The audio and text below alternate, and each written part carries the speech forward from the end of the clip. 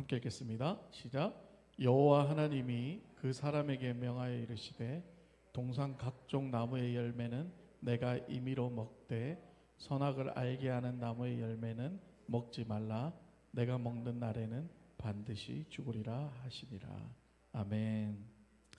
자, 2024년 이제 첫 주일이 시작됐습니다. 저는 이제 첫 주일부터 시작해서 기독교의 어떤 기본 교리에 관한 설교를 이제 몇 주간에 걸쳐서 여러분들과 함께 나눌 생각입니다. 사실 이제 여기 계신 모든 분들이 오랜 신앙생활 하셔가지고 갑자기 왜 기독교는 왜 이런 생각이 드실 거로 생각합니다. 그런데요, 하지만 내가 믿는 기독교가 무엇인지, 그리고 왜 기독교를 믿는지에 대한 정확한 개념 없이 그냥 기독교를 믿는다면 결국 시간이 흐르면 흐를수록 우리 안에 대한 신앙에 대한 회의감도 생겨나게 되고요, 신앙에 대한 어떤 진정성이 점점 약하게 될 가능성이 많습니다. 그래서 결국 우리의 신앙이 너무 힘이 없어지게 되고 그로 인하여 하나님과 멀어지는 경우도 많이 있는 게 현실이죠. 그래서 저는 기독교 교리에 대해서 잘 아시는 분들도 다시 한번 말씀을 통해서 어떤 신앙을 점검하는 계기가 되고, 또 아직 기독교에 대한 어떤 이해가 잘 없거나 좀 확신이 없으신 분들은 이번 이제 기독교 교리 설교 시리즈를 통해서 우리가 믿는 기독교가 무엇인지 정확하게 깨닫고 흔들리지 않는 믿음의 신앙인으로 발전했으면 좋겠습니다. 자, 우리가 처음 예수님을 영접할 때 가장 먼저 하는 일이 뭔가요, 여러분? 바로 내가 죄인임을 인정하는 거죠. 그런데 예수를 처음 믿는 사람이 자신이 죄인임을 인정하는 게 쉬울까요? 결코 쉽지 않습니다. 게다가 평생을 죄 안 지으면서 어떻게 보면 세상 말로 청렴결백하게 산 사람일수록 자신이 죄인이라고 인정하는 건 결코 쉽지 않죠. 그러면 기독교에서는 왜 인간이 죄인이다 라고 그렇게 정의하고 시작할까요? 자, 기독교에서 말하는 죄의 가장 근본 시작은 어디서부터인가요? 여러분도 잘 아시겠지만 바로 아담과 하와의 원죄로부터 시작을 합니다. 아담과 하와의 죄가 무엇이었나요? 그렇습니다. 여러분도 잘 아는 바로 이 선악과를 따먹은 죄이죠. 그렇다면 우리가 먼저 좀 이해하고 넘어가야 될 부분이 뭐냐면, 우리를 창조하신 분이 하나님이신 것과 우리가 하나님이 창조하신 아담과 하와의 후손이라는 것을 먼저 인정해야 된다는 거예요. 먼저 받아들여야 된다는 거죠. 그 사실을 인정할 때 우리도 아담과 하와가 지은 그 원죄가 우리 안에 있었다는 것을 인정하게 되고 우리가 죄인임을 인정할 수 있게 된다는 거죠. 자, 그렇다면 아담과 하와가 선악과를 따먹었다고만 알고 있지만 정말 진짜 선악과 따먹은 죄인지 어떤 죄인지를 좀 구체적으로 한번 알아보기를 원합니다. 하나님께서 이 세상을 아름답게 창조하시고 아담과 하와에게 모든 것을 누리고 다스리게 하셨지만 딱 한 가지만 하지 말라는 명령을 하셨어요. 그게 뭐냐면 16절 17절을 우리 함께 보도록 하겠습니다. 여호와 하나님이 그 사람에게 명하여 이르시되 동산 각종 나무 열매는 내가 임의로 먹되 선악을 알게 하는 나무의 열매는 먹지 말라. 내가 먹는 날에는 반드시 죽으리라 하시니라. 하나님께서 다른 모든 나무의 열매는 먹어도 되는데 선악을 알게 하는 나무의 열매만 먹지 말라고 명령하셨어요. 그럼 여기서 우리 의문이 생기죠. 왜 하나님이 이 선악을 알게 하는 나무를 만드셨을까? 굳이 왜 만들어서 인간들을 시험하셨을까? 근데 여기서 우리가 좀 정확하게 이해하고 넘어가야 될 부분이 있습니다. 뭐냐면 하나님께서 선악을 알게 하시는 나무를 만드신 이유가 인간이 그거 만들어 놓고 따먹나 안 따먹나를 이렇게 지켜보고 시험하기 위해서 만든 것이 아니라는 거예요. 사실 에덴 동산에는 선악을 알게 하는 나무만 있었던 것이 아니라 생명나무도 있었고 다양한 나무들이 있었어요. 구절을 보면 이렇게 말합니다. 여호와 하나님이 그 땅에서 보기 아름답고 먹기에 좋은 나무가 나게 하시니 동산 가운데에는 생명나무와 선악을 알게 하는 나무도 있더라. 하나님께서 선악을 알게 하는 나무만 지금 스페셜하게 만들어 놓고 인간을 시험하려고 하신 게 아니라 하나님이 만드신 여러 가지 나무 중에서 하나님께서 선택하신 나무가 어떤 나무예요? 선악을 알게 하는 나무였다는 거예요. 여러분 이 포인트가 중요한 겁니다. 다시 말해 어떤 나무였는가가 중요한 것이 아니라 뭐가 중요한 거예요? 하나님께서 명령하신 말씀이 중요하다는 거죠. 그러니까 하나님이 선악과 나무, 선악을 알게 하는 나무 아닌, 예를 들어서 생명나무를 따먹지 말라고 했으면 그 생명나무를 따먹는 게 죄가 되는 거예요. 선악과를 따먹은 게 죄가 아니라 하나님의 말씀을 불복종하고 거역한 게 죄라는 거죠. 아담과 하와가 선악과 따먹은 행위가 잘못이 아니라 하나님께서 명령하신 것을 어긴 것이 바로 죄의 본질이라는 거예요. 기독교에서 말하는 죄의 본질은 바로 이겁니다. 그러므로 선악과를 따먹고 안 먹고의 어떤 행위의 문제가 아니라는 거죠. 문제는 아담과 하와가 하나님의 명령을 무시했고 하나님을 신뢰하는 것이 아니라 사탄의 말을 더 신뢰했다는 게 문제였습니다. 그러므로 에덴 동산에서 아담과 하와의 가장 큰 잘못은 뭐냐면 그들이 선악과를 따먹은 행위가 아니라 바로 하나님보다 사탄의 말을 더 신뢰하고 믿었던 믿음의 실패였다는 걸 우리는 기억해야 되는 거예요. 그게 기독교에서 말하는 죄의 본질이라는 겁니다. 사랑하는 여러분, 기독교에서 말하는 죄의 본질은요, 단순히 내가 어떤 나쁜 행동을 하는 어떤 행위를 가지고 얘기를 하는 게 아니에요. 죄의 본질은 뭐냐면 하나님의 명령에 불순종하는 것, 하나님하고 신뢰가 깨지면서 하나님하고의 관계가 멀어지는 게 가장 본질적인 죄다라고 얘기하고 있는 겁니다. 성경에서 죄를 짓다라는 어떤 이 말의 기본적인 뜻은 뭐냐면 이 화살이 관역에서 빗나가다라는 뜻입니다. 이 말은 구약이나 신약이나 동일해요. 히브리어로는 하타라고 말하고 헬라어로는 하마르티아라고 말을 하는데 두 단어 모두가 뜻이 뭐냐면 공통적으로 빗나가다라는 뜻이에요. 그래서 성경에서 말하는 죄는 뭐냐면 나쁜 짓을 한다는 의미 이전에 하나님에게서 빗나간다는 의미가 있는 거죠. 따라서 기독교에서 말하는 죄는 뭐냐면 하나님과 하나 되지 못하고 사탄과 하나가 되는 상태를 죄라고 얘기하는 거예요. 그러면 사탄과 하나 되는 인간은 어떻게 될까요? 창세기 3장 4절에서 7절을 보면 이렇게 얘기합니다. 뱀이 여자에게 이르되 너희가 결코 죽지 아니하리라. 너희가 그것을 먹는 날에는 너희 눈이 밝아져 하나님과 같이 되어 선악을 알 줄 하나님이 아심이니라. 여자가 그 나무를 본즉 먹음직도 하고 보암직도 하고 지혜롭게 할 만큼 탐스럽기도 한 나무인지라.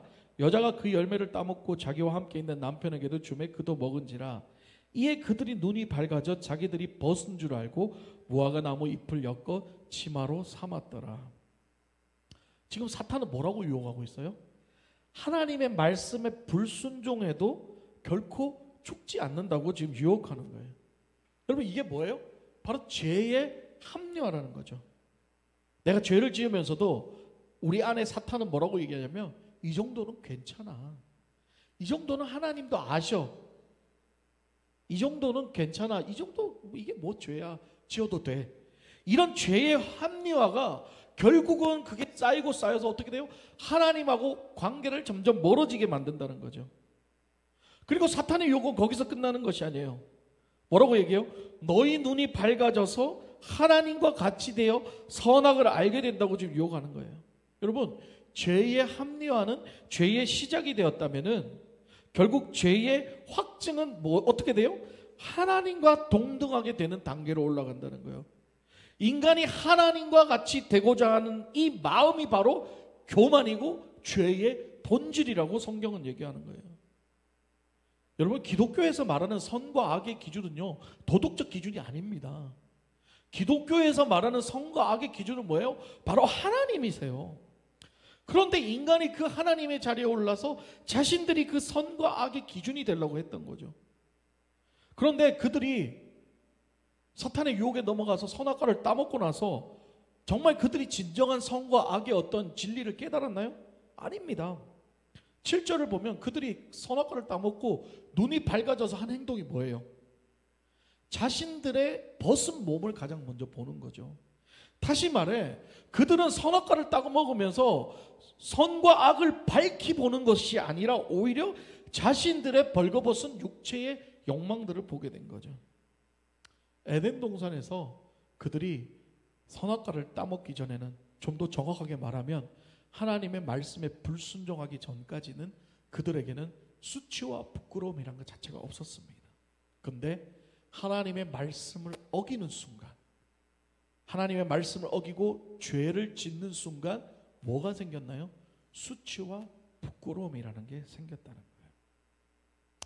사랑하는 여러분, 이제 가장 중요한 얘기를 할 차례입니다. 이렇게 하나님의 명령에 불순종하고 사탄의 말을 더 신뢰하여 에덴 동산에서 쫓겨난 아담과 하와를 하나님께서 어떻게 하셨나요? 버리셨나요? 물론 징계를 받았죠. 죽어야 되는 징계도 받았고, 평생 여자는 아기를 낳는 고통도 겪어야 되고, 남자는 고생해서 가족을 먹여 살려야 되는 그런 고통도 다 벌은 받았습니다. 그러나 하나님은 그들을 버리시지 않았다는 게 중요한 사실이에요. 창세기 3장 21절 보면 이럽니다. 여호와 하나님이 아담과 그의 아내를 위하여 가죽 옷을 지어 입히시니라.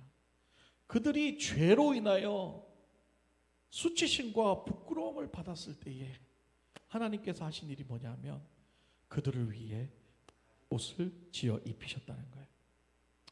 하나님은 벌거벗고 쫓겨나는 아담과 하와를 위해 가죽 옷을 해 입히시고 그들에게 언약의 약속을 하시고 그 약속을 지키기 위해서 그들과 동거하시며 함께 하시며 결국 독생자 예수 그리스도를 십자가의 희생을 통해서 멀어졌던 하나님과의 관계를 다시 회복시켰다는 거예요.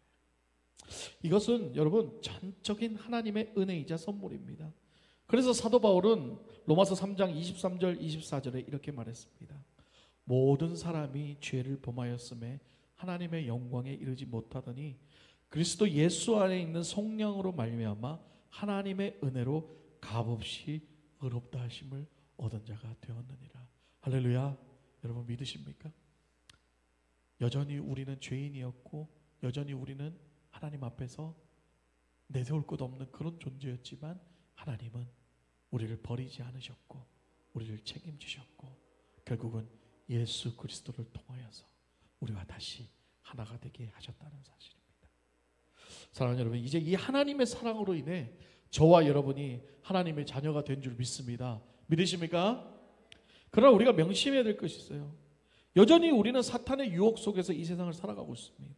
사탄은요, 디모데후서에 우는 사자와 같이 우리를 삼키려고 두루 다니고 있다고 얘기하고 있습니다.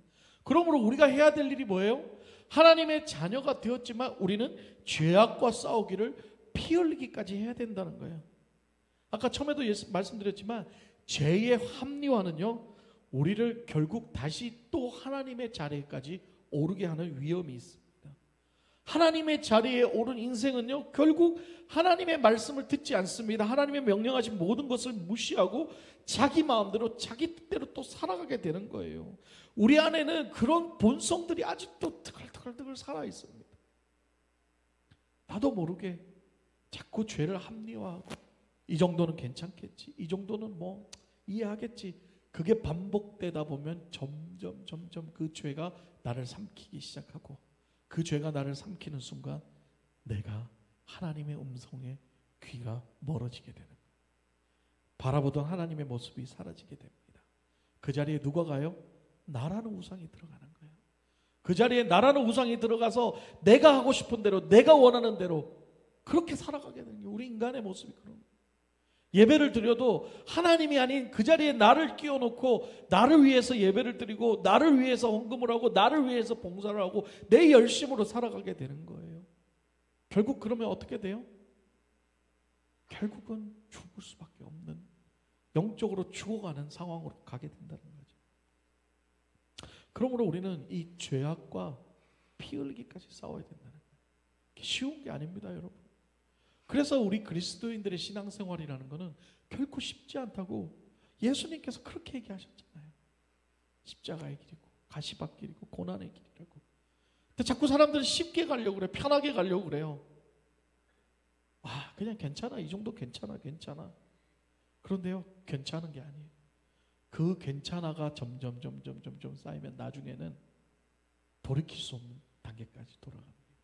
그래서 성경에 뭐라고 얘기해요? 화인 맞는다 그러죠. 한번 비침을 입고 은사를 입은 다음에 마음에 화인 받은 사람은 다시 돌아갈 수가 없어요. 왜? 성경이 뭐라고 해요? 다시 돌아가려면 예수 그리스도가 다시 십자가에 못 박혀 죽어야 되는데 그럴 수 없다고 성경은 얘기하거든요. 그러니까 여러분, 그렇기 때문에 우리는 이 죄의 합리화와 계속 싸워나가야 되는 거예요. 아, 안 되지. 오늘도 죄를 통해서 무너졌지. 그렇지만 다시 회개하고 다시 돌이키고 이만큼 죄를 지었다가 다시 또 회개하고 계속 그 죄 짓는 양을 줄여나가면서 하나님의 성품, 예수 그리스도의 성품을 닮아가려고 몸부림치며 살아가는 게 우리 그리스도인의 삶이라는 거예요. 그리스도인의 삶이 마냥 편한 삶은 아닙니다. 그렇다고 해서 맨날 괴롭게 그냥 맨날 주구장창 회개만 하고 살아라, 그것도 아니죠. 그러나 늘 이 죄에 대한 심각성, 죄에 대한 이 경계성은 늘 우리가 가지고 살아야 된다는 거죠. 그러나 우리 하나님이 얼마나 감사한지, 이전까지 우리가 어떻게 살아왔는지는 하나님 기억지 않으신다고요. 우리 하나님이 보시는 건 언제요? 지금 이 순간, 지금 내 마음이 회개하고 하나님을 바라보는 그 마음을 보시는 거예요. 할렐루야. 그 마음을 날마다 새롭게 가지면서 주님 앞으로 나아갈 때에 우리의 힘으로 능력으로는 죄를 이길 수 없지만 우리 안에 성령님께서 우리의 죄를 덮으시면서 우리를 승리하면서 살아갈 수 있게끔 도와주신다는 게, 할렐루야. 그러니까 내가 노력과 성령님의 도우심이 함께 가야 되는 거예요.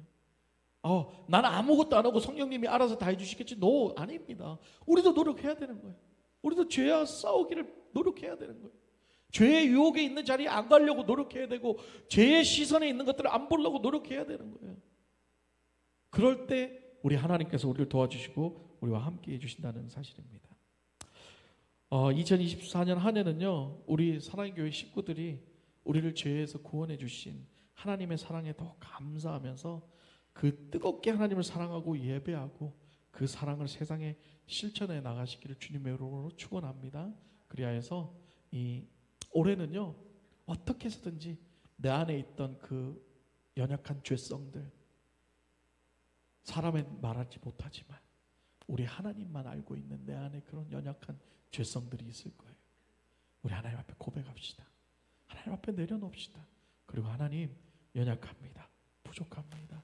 내 안에 이 죄성을 성령의 능력으로 붙잡아 주셔서 주 예수 그리스도의 보혈의 능력으로 깨끗하게 도말하여 주시고 다시 한번 오늘 하루도 주님을 바라보며 살아가는 우리의 인생이 되게 하소서라고 기도하며 날마다 주님 앞에 한 발자국 한 발자국 더 나아가는 저와 여러분 되시기를 주님의 이름으로 축원합니다.